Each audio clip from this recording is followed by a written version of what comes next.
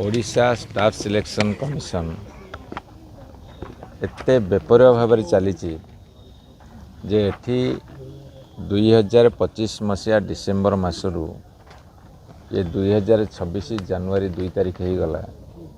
पिला माने दीर्घ दिन धरी एठी आंदोलन करुछंती, दाबी जणाउछंती, शीत काकरे राति रे एठी पड़ी रहिछंती। तथापि सरकारंकर निद भांगुनी। जो एलटीआर आर्ट्स ओडिया डीवी तार रिक्रुटमेंट करने कथा से माने नोटिफिकेशन करूना, स्क्रूटिन करूना, जा फल कि जो माने कृतकार्य होउछंती बा हवाक अच्छी से मानकर आशा भरसा तुटी जाउछि।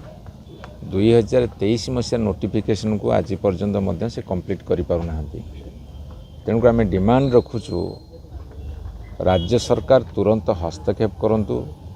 जो ओडिया अस्मितार कथा कहिसंती ताको कथा रखंतु। जो माने योग्य विवेचित पिला माने तांको तुरंत नियुक्ति दियंतु, नहले भयंकर आंदोलन तेजिब।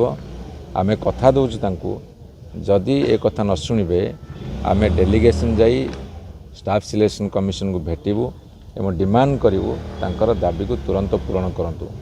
एवं एठी आसिला परे मु जा सुनिली जे आपनकर पीसीएम सीबीजेड जो पिला माने पाइछंती समस्ते आंदोलन कला पर एमानकर निद भांगुची एवं से पदक्षेप नौछंती।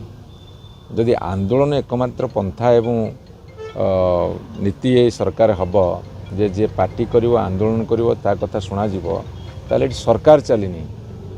ए सरकार बेपरुआ मनोभाव दूर करंतु। Staff selection Odisha staff selection commission को निर्देश दियंतु, तुरंत कार्यानुष्ठान लेबे, नहले आंदोलन तीव्रतर हम।